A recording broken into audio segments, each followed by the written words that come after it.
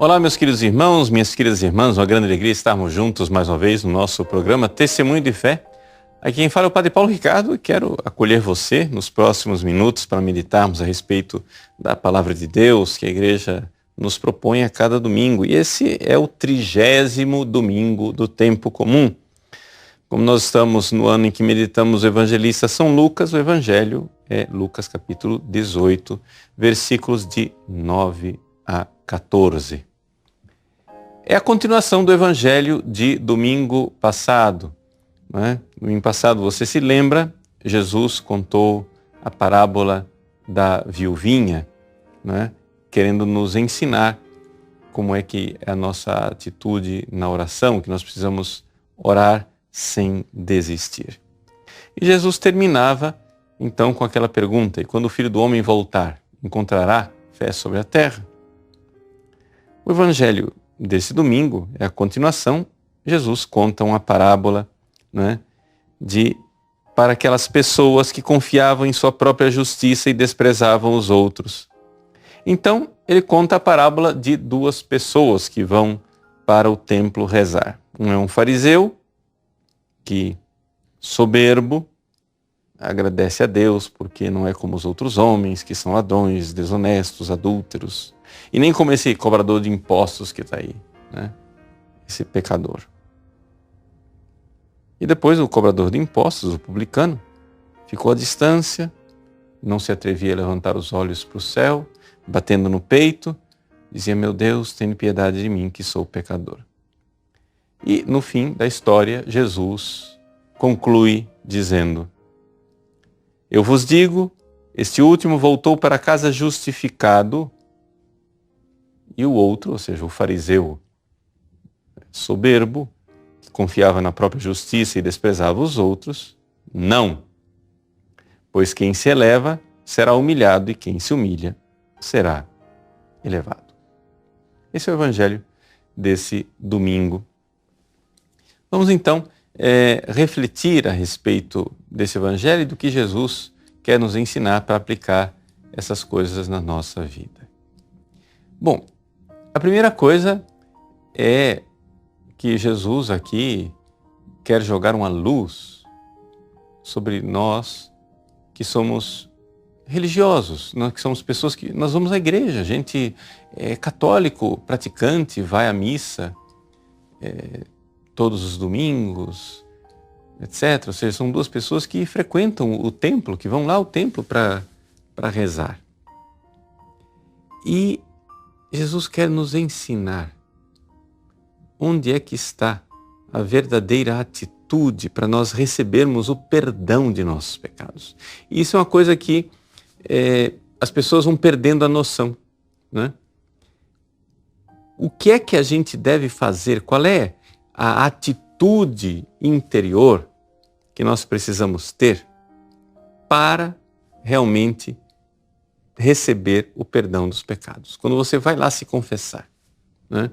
No caso aqui, na época que Jesus está contando a parábola, Jesus não tinha ainda instituído o sacramento da confissão, da penitência. Mas agora nós temos o sacramento e para nós, né, é possível receber o perdão dos pecados. Qual é a atitude interior, né, que eu tenho que ter quando eu vou lá pedir perdão dos pecados? Vamos olhar para este publicano, né, para ver quais são as atitudes que ele tinha no coração dele para voltar para casa justificado, porque todos nós queremos isso, todos nós queremos ouvir, no fim das contas, que Jesus diga de nós: eu vos digo que este fulano, ou seja, o Padre Paulo, aí você põe aqui o seu nome, né?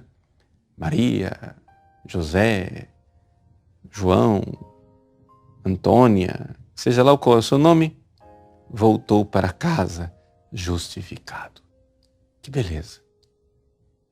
Que beleza nós voltarmos para casa justificados. Qual é a atitude que a gente tem que ter, né?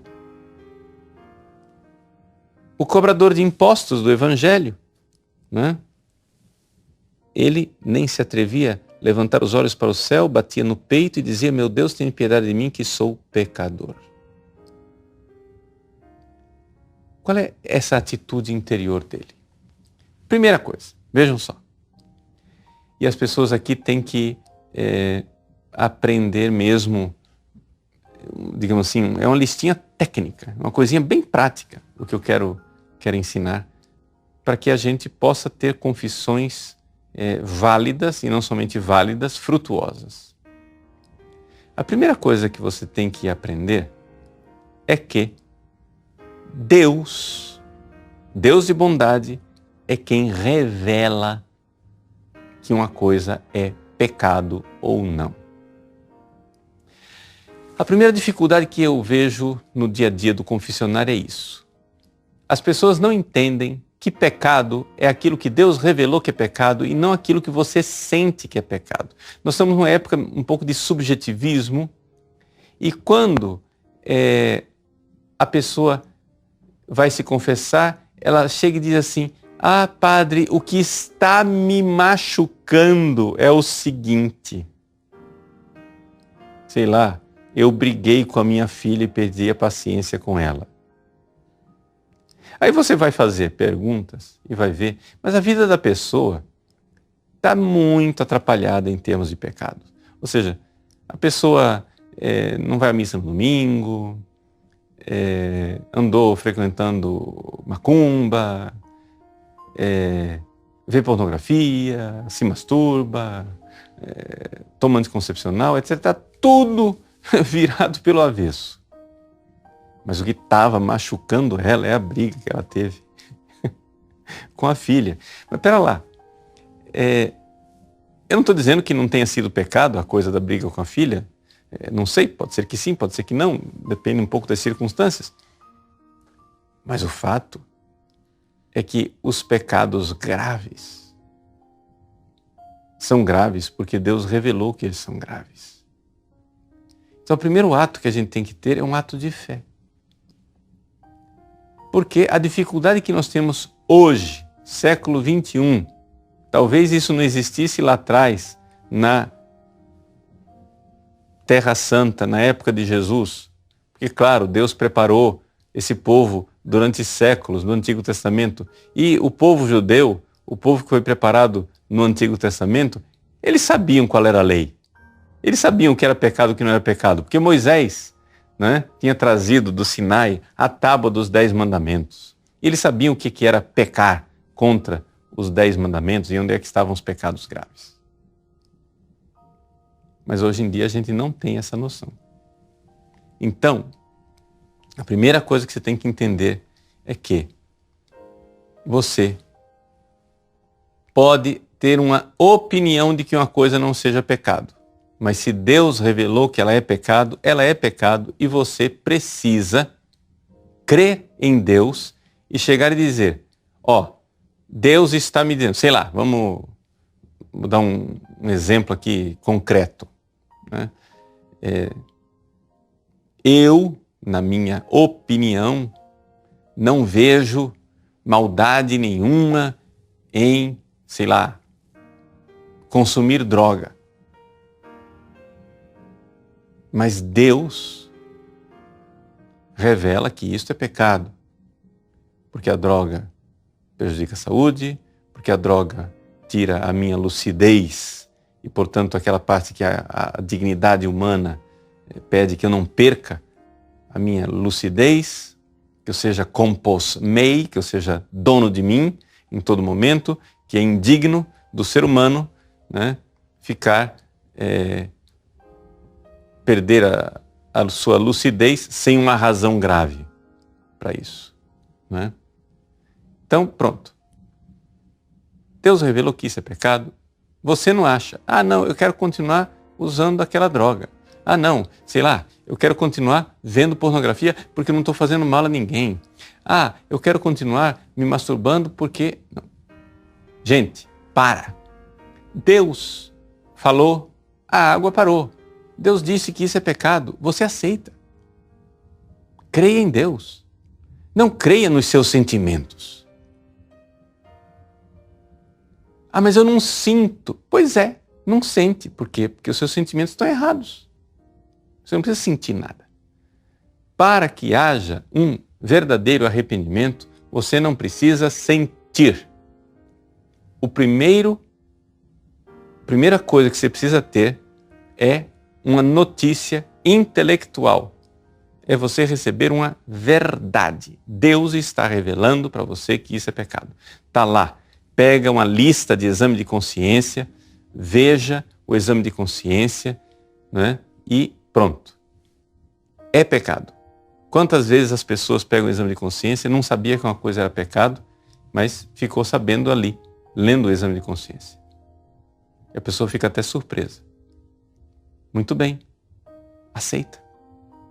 Se a lista de exame de consciência é bem feita, né? Se está de acordo com o catecismo, com o ensinamento da Igreja Católica, então aceita. Deus revelou que aquilo é pecado, ponto e acabou.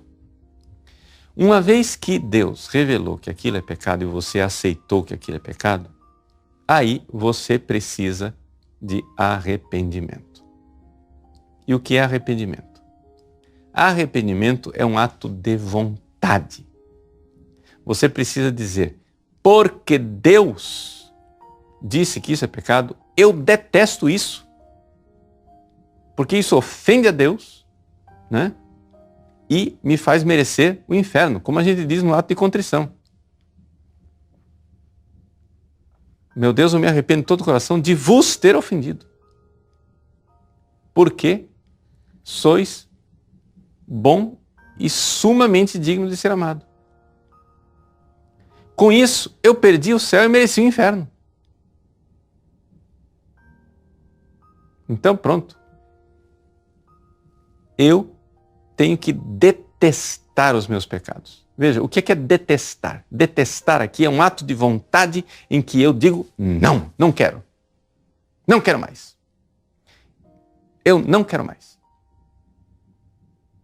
Mesmo que você continue achando aquilo extremamente agradável. Entende?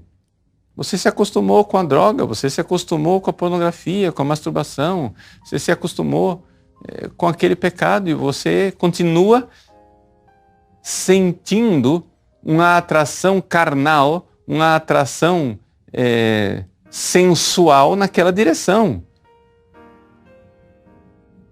Mas você recebeu a notícia de que aquilo é pecado e você crê. Se Deus está falando que é mal, é mal. E você então faz um ato de vontade e diz, eu detesto. Continuo inclinado sensualmente para aquilo, mas eu detesto. Então, se você faz isso, aqui você já tem a realidade que nós chamamos basicamente de arrependimento. Tá? Eu ainda tem alguns detalhes para acrescentar, mas o núcleo básico do arrependimento é isso. Você está detestando aquilo. Ah, mas eu queria sentir, eu queria chorar os meus pecados, etc e tal. Gente, tudo bem. Se você conseguir isso, ótimo, maravilha. Mas não é necessário. Tá? Não é necessário. Se você meditar, se você crescer espiritualmente, vai vir a dor pelos seus pecados. Tá?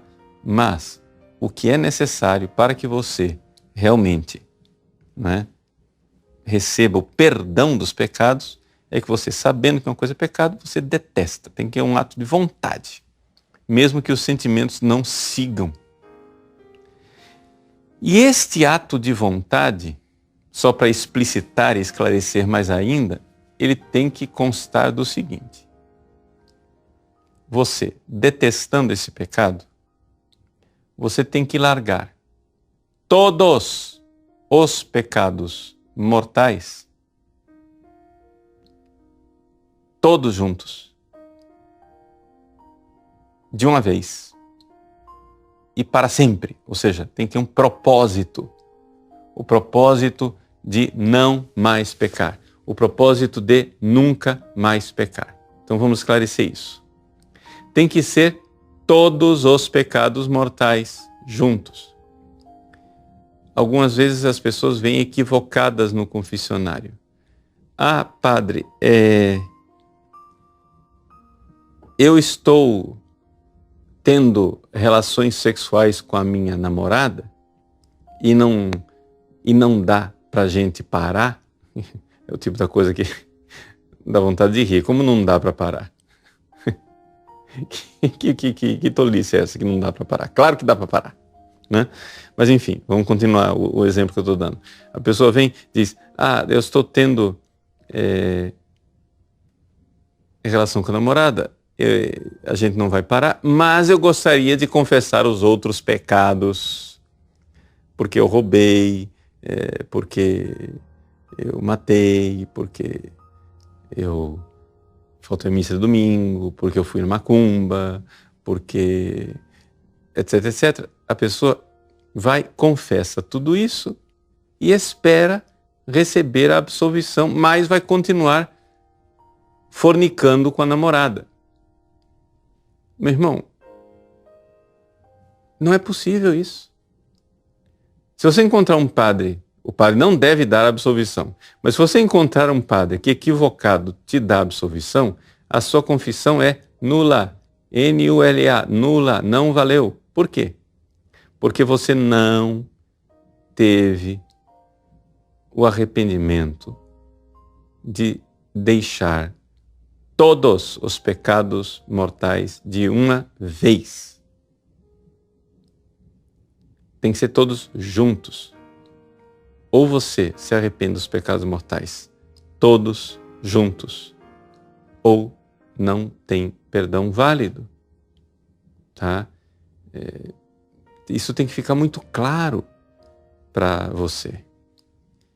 Então aqui significa o seguinte: Deus revelou que é pecado, eu aceito que é pecado e, portanto, eu detesto e eu quero deixar todos os pecados mortais de uma vez. E eu tenho que fazer o propósito de nunca mais pecar. Em alguns atos de contrição por aí, o pessoal perverteu o ato de contrição, né? E diz assim, me arrependo de todo o coração de vos ter ofendido, porque sois, né, sumamente digno de ser amado. Prometo com a vossa graça esforçar-me para ser bom, meu Jesus, misericórdia. Mas o que quer dizer esforçar-me para ser bom? Quer dizer, o cara não está nem prometendo de ser bom, ele diz que ele só vai se esforçar. Não, prometo com a ajuda da vossa graça nunca mais pecar. Nunca mais pecar. Mas, padre, eu não posso garantir que eu nunca mais vou pecar. Mas Deus não está te pedindo isso, garantias. Deus está pedindo um ato de vontade de nunca mais pecar. Para você entender isso, vamos lá. Você que é casado, casada, Deus me livre que isso aconteça, mas o seu cônjuge comete adultério. Aí, vocês vão, se reconciliam, etc e tal, e aí, na hora da reconciliação, um cônjuge diz para o outro, mas você promete que nunca mais vai fazer isso? Eu vou me esforçar. Mas como vai se esforçar? Você tem que prometer que nunca mais vai fazer isso, seu desgraçado. Né? Eu cuspo na cara da minha mãe e dou um tapa na cara dela e peço perdão para minha mãe depois, arrependido, etc e tal. A minha mãe diz, você está arrependido de fato, meu filho? Ô, mãe, estou arrependido. E você promete que nunca mais vai fazer isso? Olha, eu vou me esforçar. Que loucura é essa? Como eu vou me esforçar para nunca mais cuspir na cara da minha mãe? Você trate de prometer que nunca mais vai fazer isso. Mas, padre, e se eu voltar a cometer? Não vamos viver de hipóteses. A confissão, ela vive de uma realidade chamada a promessa, o propósito firme. E quanto mais firme, melhor. Tá?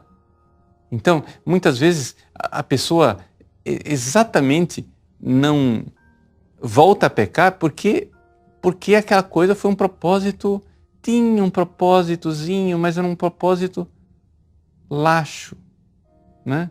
Um propósito que não tinha firmeza. Gente, peçamos a graça do propósito ser muito mais firme, né? E se não tiver propósito nenhum, a confissão não vale. tá?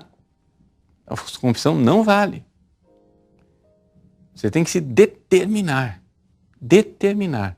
Eu nunca mais vou pecar. E para ajudar isso, uma coisa que ajuda bastante você a ter esse propósito de nunca mais pecar, é você pensar, eu estou recebendo a absolvição no meu leito de morte. Se você soubesse que você ia morrer dentro de alguns minutos, você diria ou não diria, prometo nunca mais pecar? Sabendo que você estava na porta do julgamento. E que aqui, o que está em perigo é a sua salvação eterna ou a sua condenação eterna. Mas é que você, presunçosamente, acha que você tem amanhã. Mas quem disse que você tem amanhã? Quem disse que você vai acordar amanhã? Vamos usar a palavra de Jesus no Evangelho. Insensato, hoje mesmo será pedido contra a tua alma. E aí? Está pronto? Não, não está pronto. Então, gente, essa é a realidade que nós precisamos para confessar e confessar bem. Então, vamos preparar uma boa confissão. Se você quer que aconteça na sua vida isso que Jesus diz na parábola, né? Que aquele publicano voltou para casa justificado, o publicano voltou para casa justificado e você voltará para casa justificado se você, fazendo o seu exame de consciência a partir daquilo que Deus revelou que é pecado, não dos seus sentimentos. Não interessa o que você sente, né? Você faz o seu exame de consciência diligentemente, sabendo que, atenção, muita gente se esquece disso, mas é uma determinação, a própria natureza das coisas diz, mas o Concílio de Trento diz com mais clareza. É necessário que você, quando vai apresentar um pecado grave, que você diga mais ou menos quantas vezes você cometeu esse pecado, não é? O mais exato possível, e diga também os agravantes desse pecado. Não precisa contar historinha, mas os agravantes. Deixa eu dar um exemplo, né? A pessoa, sei lá, teve o pecado da masturbação e nunca se confessou disso, etc. Nunca era confissão já há muitos anos. Então tem que dizer, olha, de tal a tal idade, eu cometi o pecado da masturbação tantas vezes, geralmente tantas vezes por semana, às vezes várias vezes no mesmo dia, mas a média geral era mais ou menos isso aqui. Pronto. É o que você consegue quantificar, mas é necessário dizer, né? Quantas vezes, mais ou menos. Ou então, durante 10 anos, deixei de ir à missa no domingo e eu mais faltava do que ia. Pronto. Então, você quantificou.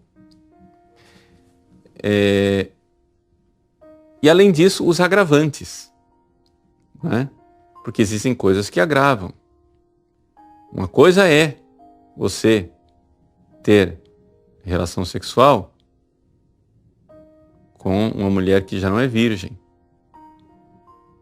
Outra coisa é você tirar a pureza de uma pessoa que era inocente. Uma coisa é você, solteiro, ter relações sexuais fora do matrimônio. Outra coisa é você, casado, ter relações sexuais.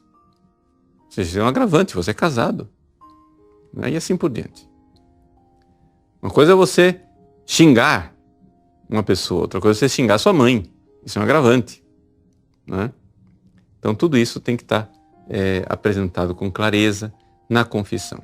Uma vez você vai, se confesse com esse arrependimento, propósito, determinação, o padre vai passar uma penitência, geralmente é uma penitência pequena, às vezes algumas pequenas orações, etc. E pronto, cumpra a sua penitência, tendo recebido a absolvição, você então vai estar fazendo aquilo que o Evangelho, né, nos apresenta essa beleza, essa maravilha de Deus, voltar para casa justificado. Deus abençoe você. Em nome do Pai, e do Filho, e do Espírito Santo. Amém.